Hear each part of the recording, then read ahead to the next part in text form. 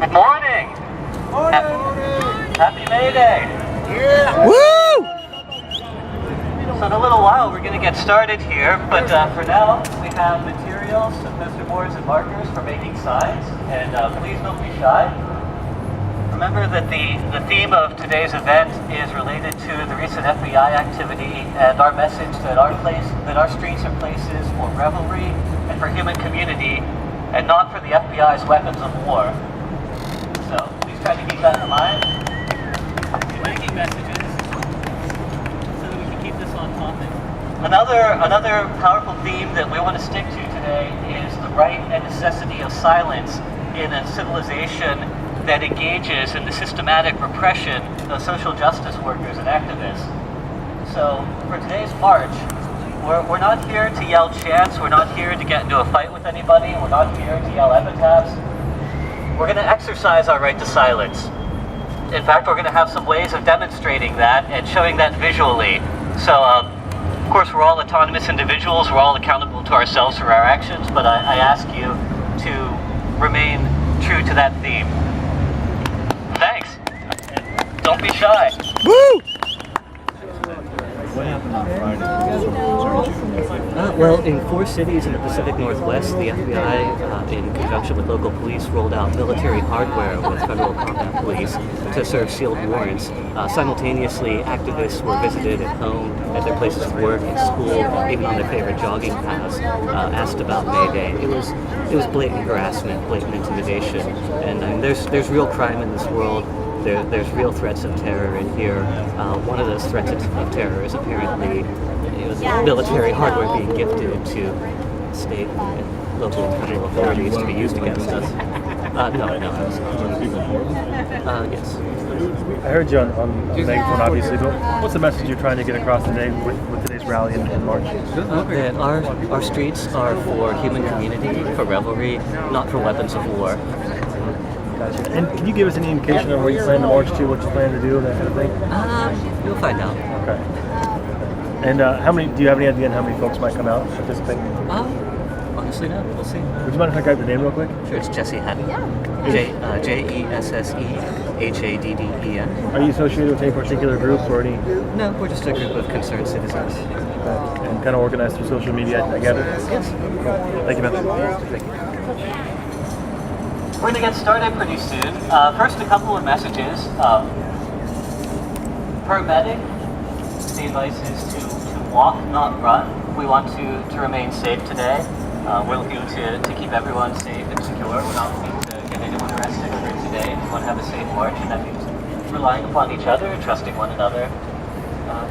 We're all here today for the same reason.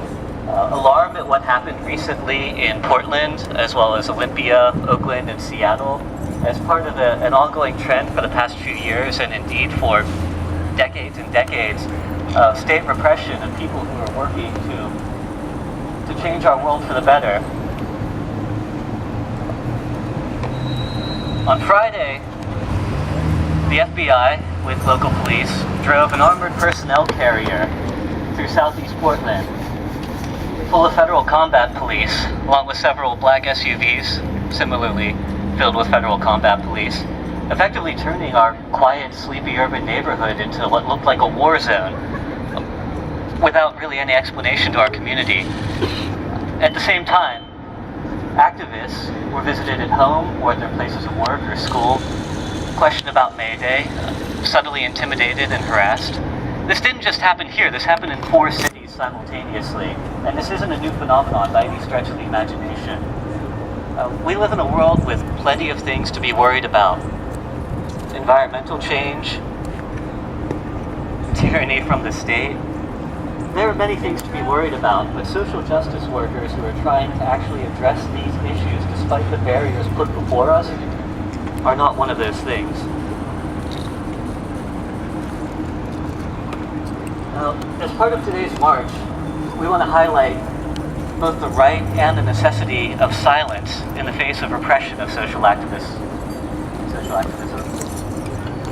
We have masks as well as tape, and I'd like to encourage everybody to take one of these. We should have plenty for everyone. I think we should actually have enough masks for everyone here, to cover our faces during the march and the demonstration that will follow.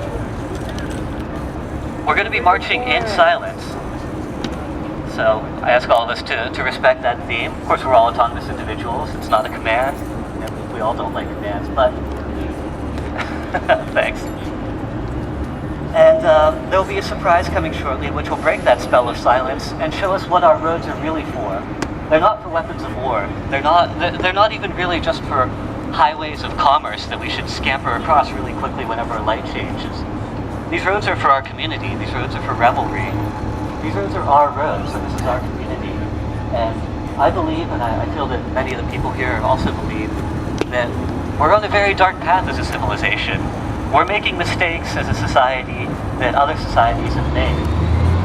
We know where this road goes, and we may very well be living in our last chance.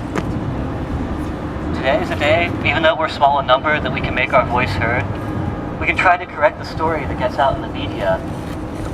People see military hardware, they hear flashbang grenades and the gang enforcement unit being deployed, and they don't necessarily connect the dots of what's going on in multiple cities. They don't hear the stories from our point of view of who's actually being harassed.